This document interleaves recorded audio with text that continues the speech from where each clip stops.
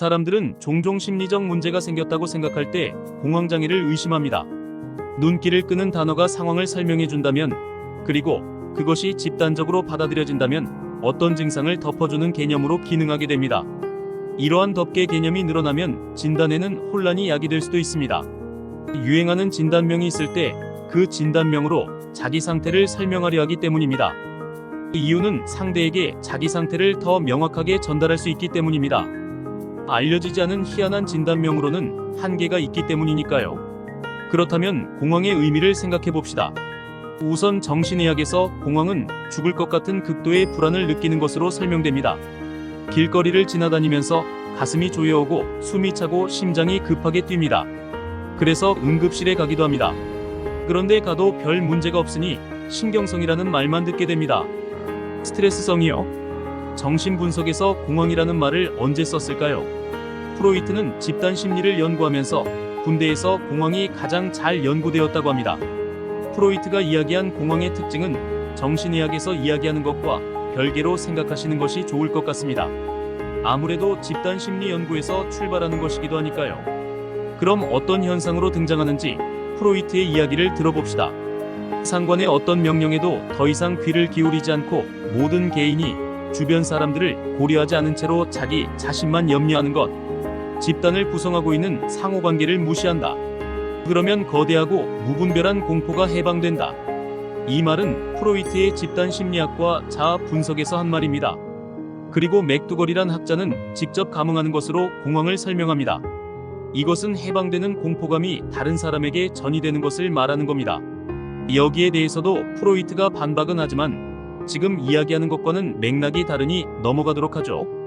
프로이트는 같은 논문에서 개인이 공황에 빠지게 되는 상황에 대해 자기 혼자만 염려하게 되고 감정적 유대가 더 이상 일어나지 않는 상황을 핵심으로 둡니다.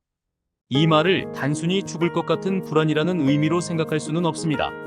공황의 결과로 사회적 질서를 위반하는 경우가 생기기 때문입니다. 정신의학에서 이야기하는 공황장애는 신체 증상이 동반되는 것으로 이야기합니다. 극도의 공포심과 함께 심장 박동도 심해지고요. 그런데 이것이 등장하는 게 서서히 나타나진 않습니다. 어느 순간 갑자기 덮쳐오죠. 미처 준비되기도 전에 말입니다. 이렇게 등장하는 증상에는 공황이라는 말보다 경악이라는 말이 잘 어울립니다.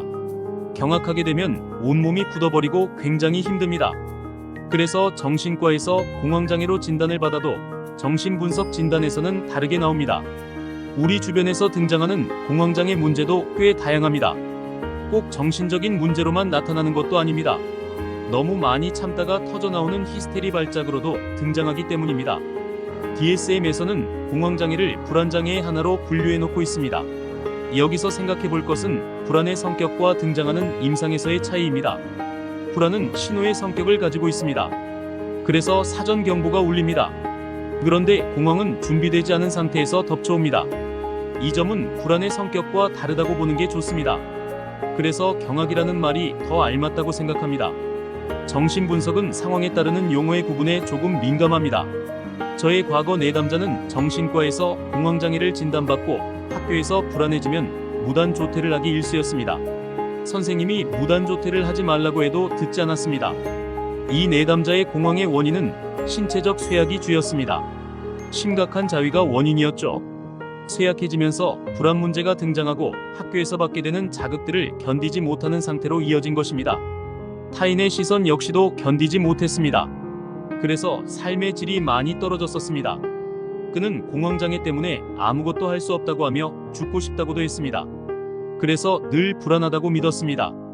그 믿음이 깨지고 나서야 회복이 시작되었습니다. 공황장애로 진단되는 케이스들이 모두 같은 신경증 구조를 통해서 드러난다고 이야기하기는 어렵습니다. 그러나 그것은 그 주체의 리비도 처리와 직접적인 연관성을 지니고 있습니다. 프로이트식의 정신분석은 그 리비도 처리 과정을 들여다보는 것에 있습니다. 신경증으로 불리는 것들은 자아가 현실을 견디기 위해서 등장하는 것이 그 근본 목적입니다. 자아의 붕괴를 막기 위한 것이죠. 그것을 위해서는 긴장을 낮추어야 합니다. 정신분석에서 이야기하는 쾌-불쾌의 원리를 아실 겁니다. 인간은 쾌락을 좋아하고 불쾌는 싫어한다는 것이죠. 여기서 어감으로 인해서 사람들은 쾌락을 성적 쾌감으로 생각하는 경우가 있습니다. 그런데 정신분석에서 쾌락이라고 할 때는 자극이 없는 상태를 이야기합니다. 즉, 쾌락이란 긴장이 낮은 상태라는 겁니다. 반대로 불쾌는 긴장이 높은 상태라는 것이죠. 그에 따른다면 인간은 긴장이 낮은 상태를 유지하고 싶다는 겁니다. 그래서 쾌-불쾌의 원칙이 등장하고 그에 따라서 우리 정신이 작동하는 겁니다. 그래서 공황장애 문제를 다룰 때도 이 쾌-불쾌의 원칙을 검토해보면 증상이 작동하는 이유들이 나올 때가 있습니다. 그것들을 검토하면서 공황 문제가 좋아지기도 합니다.